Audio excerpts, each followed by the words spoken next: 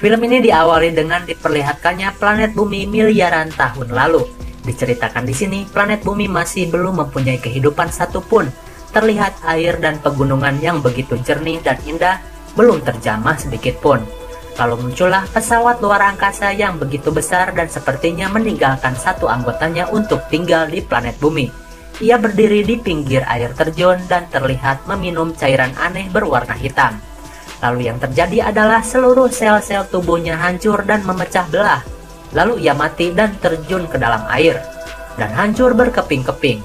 Lalu sisa-sisa selnya kembali menjadi sel-sel baru yang diduga kuat. Ini adalah awal mula terciptanya kehidupan dan film Prometheus pun dimulai.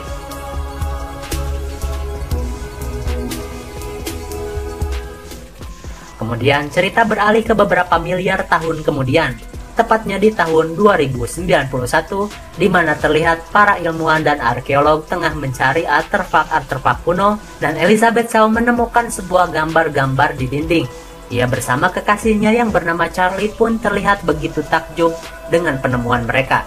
Di gambar itu terlihat seperti orang sedang menunjuk sebuah planet, dan mereka berkata, "Akhirnya kita menemukannya." Lalu Elizabeth berkata, "Mungkin mereka ingin kita menemukannya." Kemudian scene beralih ke luar angkasa. Terlihat sebuah kapal penelitian yang amat besar dan canggih bernama Prometheus. Kapal ini membawa 17 awak kapal dan telah menempuh perjalanan 3,7 kali 10 miliar kilometer. Wow, kalian hitung sendiri aja ya. Yang jelas jauh banget dari planet bumi. Di dalam kapal itu terdapat sebuah robot canggih bernama David. Ia bertugas mengontrol pesawat itu selagi para awak kapal yang lain tertidur di sleeping chamber. Kalau kalian belum tahu apa itu sleeping chamber, ialah sebuah alat untuk menidurkan manusia untuk jangka waktu yang lama. Alat ini digunakan untuk menempuh perjalanan jarak jauh supaya manusia tidak kehabisan umur di perjalanan jauh. Ya kalau aslinya nggak tahu ada, nggak tahu enggak. Yang jelas ini kan film fiksi ilmiah. David dirancang khusus untuk memiliki kemiripan sebagai manusia dan diprogram untuk mempelajari berbagai macam hal yang baru, tak terkecuali bahasa-bahasa yang ada di dunia. Singkat cerita, perjalanan mereka akhirnya mencapai tujuan, di mana para awak kapal mulai dibangunkan setelah kurang lebih 2,5 tahun tertidur. Lalu mereka dikumpulkan untuk sebuah informasi, di mana ekspedisi ini bertujuan untuk memastikan bahwa sosok engineer atau sang pencipta kehidupan di bumi benar-benar ada. Dan berdasarkan artefak-artefak yang ditemukan di penjuru dunia, semua lukisan itu mengarah kepada satu planet, yaitu planet yang akan mereka tuju. Dan setelah diteliti dari kejauhan, planet itu memiliki tekstur dan atmosfer yang hampir mirip dengan planet bumi. Kemudian diperlihatkan seorang kakek tua. Ia adalah pemilik perusahaan Wayland yang telah mendanai ekspedisi tersebut. Lalu mereka pun memasuki atmosfer planet tersebut dan akan mendarat di sana. Terlihat keadaan alam yang luar biasa, gunung-gunung yang menjulang tinggi sampai-sampai membuat gunung Everest seperti bukit kecil saja. Lalu mereka melihat sebuah lintasan panjang dan mereka yakin itu tidak dibuat secara alami, atau dengan kata lain, jalan panjang itu sengaja dibuat untuk pesawat. Pikir mereka semakin yakin bahwa di planet ini ada kehidupan lain. Lalu mereka pun mendarat dengan mulus. Para ekspeditor pun termasuk Dr. Elizabeth dan juga Charlie bersiap untuk mengeksplorasi sebuah bangunan yang mirip dengan kubah. Dan karena di luar kadar karbon lebih banyak dibandingkan oksigen, jadi mereka harus menggunakan baju khusus. Karena apa? Karena tanpa itu sama saja kita bernapas di depan knalpot mobil. Mereka pun berangkat dan Charlie mengucap ini adalah langkah kecil untuk umat manusia, meski kita tidak tahu apa yang ada di dalam sana. Mereka pun melaju menggunakan rover dan bis yang mirip dengan bis Power Ranger. Sesampainya di sana, mereka melihat bahwa ruangan itu berongga dan memiliki banyak lorong yang akan membuatnya tersesat. Maka salah satu ilmuwan lain mengeluarkan sebuah alat untuk memetakan setiap lorong yang akan mereka lewati. Canggih sekali. Kemudian, mereka sampai di sebuah lorong yang basah seperti air yang menetes dari langit. Lalu kadar oksigen di sana anehnya menunjang kehidupan. Jadi si Charlie ST-12 pun memberanikan diri untuk membuka helmnya dan ternyata benar. Di sana mereka bisa bernapas seperti biasa. Keyakinan mereka bertambah bahwasanya di sini ada kehidupan. Setelah beberapa waktu mereka menelusuri lorong-lorong di sana, masih belum nampak adanya kehidupan lain. Hingga si David, robot canggih yang mirip manusia itu, menemukan sebuah tulisan yang aneh yang terukir di dinding dengan cairan hijau yang aneh. Karena David dirancang untuk hal itu, ia pun tiba-tiba mengetahui cara mengaktifkan tulisan tersebut menggunakan cairan yang tadi. Dan muncullah sebuah hologram canggih yang menampakkan para penghuni tempat ini. Terlihat mereka seperti berlari dari kejaran sesuatu. Elizabeth dan kawan-kawan pun mengikuti kemana berakhirnya hologram tersebut. Dan mereka dituntun kepada sebuah pintu yang besar, dan di sana terdapat mayat raksasa bentuknya seperti manusia namun terlihat aneh. Kemudian, salah satu temannya pun memilih untuk kembali ke pesawat karena ia merasa ngeri dengan apa yang mereka temukan. Ia pun mengajak satu rekannya untuk ikut pulang. Meskipun sudah dilarang untuk berpisah, mereka pun tetap pergi. Kemudian Elizabeth menyuruh rekannya yang lain untuk mengecek kadar karbon yang ada di tubuh mayat tersebut guna mengetahui berapa lama makhluk ini sudah mati. Dan terlihat makhluk ini sudah mati sekitar 2000 tahun yang lalu. Berarti kejadian hologram tadi sekitar 2000 tahun yang lalu. Kemudian sekali lagi si David mampu membuka pintu tersebut dan terlihat potongan kepala makhluk tersebut. Lalu anehnya di dalam ruangan itu mempunyai keadaan udara yang berbeda dari yang di luar, sehingga kepala tersebut tidak membusuk. Elizabeth pun berencana membawa kepala tersebut untuk diteliti, dan mereka yang lain terkesima dengan apa yang ada di dalam ruangan itu. Terlihat banyak sekali guci-guci aneh dan patung raksasa yang mirip dengan manusia. Lalu di tanahnya pun terlihat seperti cacing yang mirip dengan cacing yang ada di bumi. Mereka yakin mungkin itu adalah nenek moyang mereka. Dan jika kalian jeli di sini, kalian akan menemukan ukiran di tembok mirip dengan bentuk alien xenomorph. Semakin menarik aja ya. Kemudian ketika mereka sedang asik memperhatikan lukisan-lukisan di tembok, mereka pun dikagetkan dengan perubahan temperatur dan udara di dalam sana, yang menyebabkan lukisan memudar. Ternyata di luar sedang terjadi badai. Dan mereka diperintahkan untuk segera pergi dari tempat itu karena badai ini bercampur dengan kerikil tajam yang akan mengoyak baju yang mereka gunakan. Mereka pun bergegas untuk pulang ke pesawat, dan Elizabeth pun cepat-cepat mengamankan kepala yang tadi. Dan tanpa diduga, David pun mengemasi salah satu guci yang ada di sana. Setelah mereka pergi, terlihat guci-guci yang ada di sana mulai mengeluarkan cairan-cairan hitam yang meluber keluar dan dimakan cacing-cacing yang ada di sana. Ketika mereka sudah sampai di luar, mereka bergegas pergi. Terlihat badai begitu mengerikan, yang di dalamnya banyak sekali kerikil-kerikil tajam. Lalu ketika sesaat sebelum masuk, kepala bawaan dari tempat tadi terjatuh. Lalu Elizabeth memaksakan untuk mengambilnya, lalu ia terhempas badai yang mengerikan itu. Beruntung ia masih tersangkut di kaki-kaki kapal dan berhasil diselamatkan oleh David. Di sisi lain, kalian masih ingatkan dengan dua orang yang memutuskan untuk pulang duluan? Nyatanya mereka malah tertinggal di kubah tersebut dan terjebak tidak bisa pulang karena ada badai. Dan tak ada cara untuk menjemput mereka sampai badai reda. Kasihan sekali mereka. Kembali ke dalam pesawat, Dr. Elizabeth dan yang lainnya pun lalu meneliti kepala yang mereka temukan. Dan ternyata bentuk sebenarnya bukan seperti itu. Dan cangkang luar ternyata adalah helm luar angkasa. Dan kepala sebenarnya berada di dalam. Lantas mereka membukanya dan ternyata terlihat kepala botak berjamur. Ya, mirip sekali dengan manusia. Atau mirip dengan Squidward versi ganteng di serial kartun SpongeBob. Ini adalah makhluk yang sama di awal-awal scene yang mati di air terjun. Lalu mereka menggunakan alat canggih untuk meningkatkan hormon atau apalah, yang jelas itu membuat perubahan pada struktur kulit kepala itu. Namun lama-lama matanya terbuka dan seperti akan pecah. Dan mereka pun langsung mengkarantina kepala itu, dan benar saja kepala itu pecah. Lalu Elizabeth pun mengambil sampel DNA untuk diteliti apakah cocok dengan DNA manusia. Dan ternyata DNA makhluk itu dan DNA manusia sangatlah cocok. Dan itu mengagetkan mereka. Ternyata benar makhluk inilah yang memulai pembentukan kehidupan manusia di planet bumi.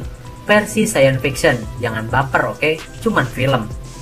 Dan di sisi lain, selagi Dr. Elizabeth meneliti makhluk itu, David pun membongkar isi guci tersebut dan terlihat seperti botol kaca dengan cairan berlendir.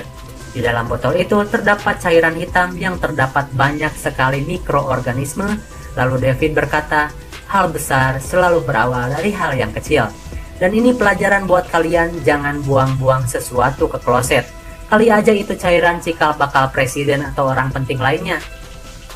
Lalu karena David dirancang untuk terus belajar, maka nalurinya menuntunnya untuk mencoba mengembangkan cairan itu dengan cara memasukkan cairan itu ke dalam minuman yang akan diberikan kepada Charlie. Namun sebelumnya mereka berbincang-bincang tentang the creation atau penciptaan.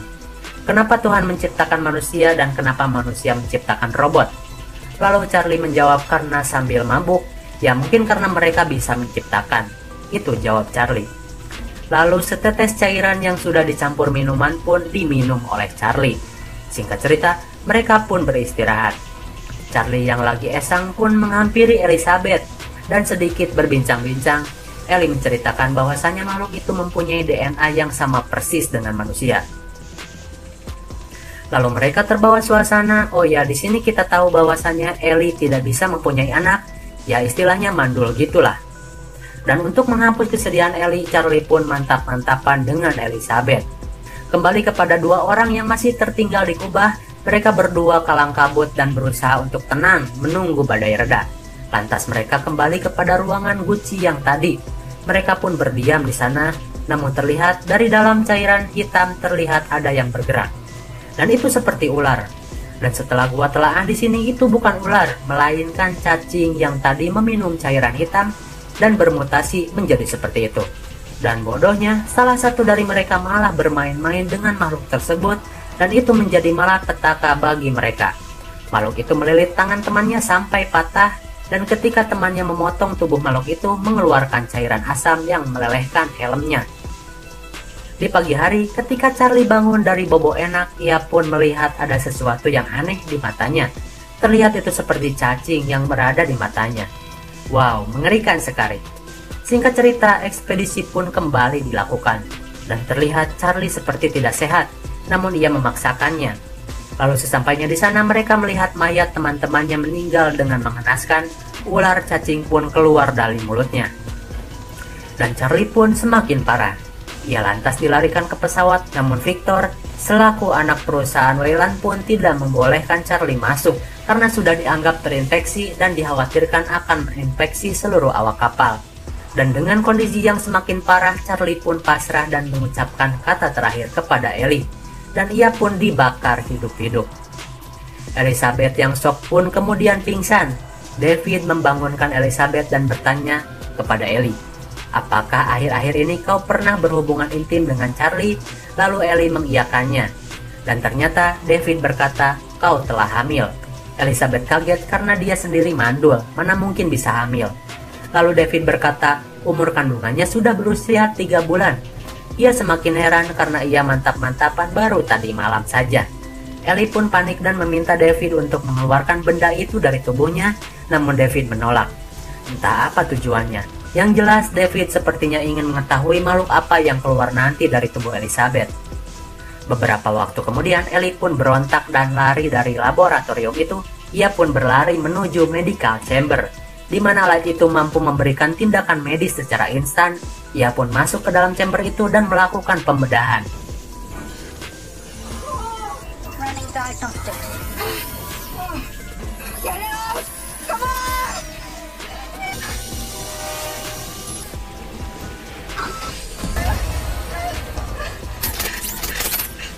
Ia pun panik dan membunuh makhluk tersebut. Dengan kesakitannya, ia pun terus berjuang untuk survive.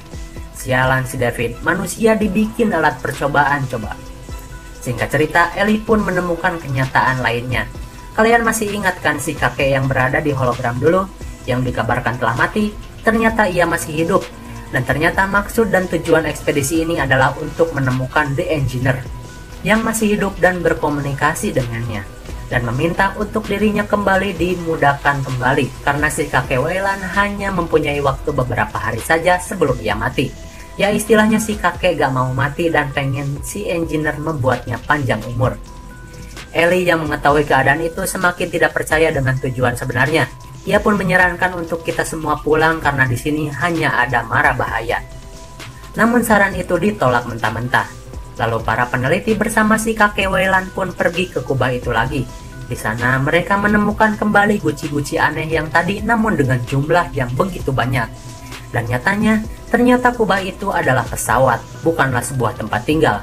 Dan diduga tempat ini adalah tempat transit sementara dikarenakan ada sebuah bahaya yang diperlihatkan di hologram tadi. David pun menuntun Weyland ke ruangan kendali dan mereka menemukan sleeping chamber milik para engineer. David pun membuka peti itu dan engineering pun kembali bangun.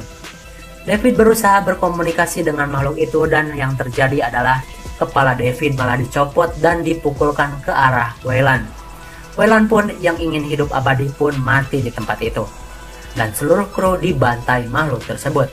Tersisa Dr. Elizabeth yang berlari dari makhluk tersebut. Namun terlihat makhluk itu kembali menghidupkan pesawat dan akan lepas landas. Dan Dr. Elizabeth menyadari tujuan dari engineer itu yang sebenarnya. Tujuan engineer itu adalah untuk menghancurkan kehidupan di bumi yang telah mereka ciptakan miliaran tahun lalu. Dan inilah sebabnya di kapal itu memiliki banyak guci yang berisi cairan hitam organik.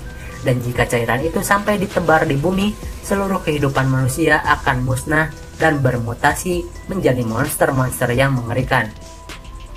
Untuk lebih jelasnya, ntar gua jelasin. Dr. Ellie pun menghubungi sang kapten dan menjelaskan semuanya.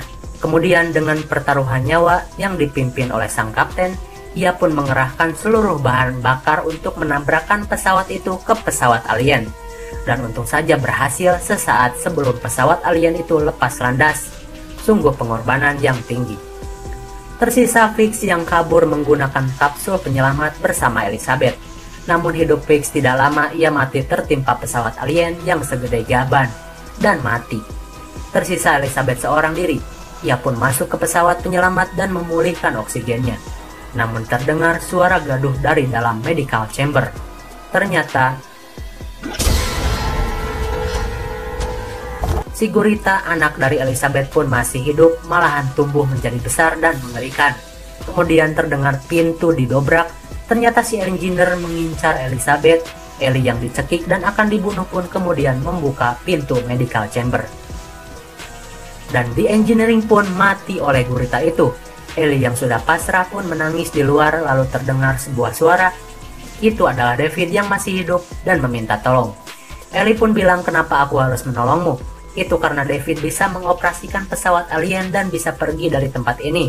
Dan katanya di planet ini terdapat banyak pesawat yang seperti itu. Lalu Ellie pun datang menghampiri David. Ia pun berbicara kepada David, aku tidak ingin pulang ke planet bumi, aku ingin pergi ke tempat di mana si engineer itu berasal. Karena Elizabeth terlanjur basah dan setidaknya ia mengetahui kenapa para engineer itu yang telah menciptakan manusia malah berubah pikiran dengan kembali ke bumi untuk memusnahkan manusia. Dan David pun menyetujuinya.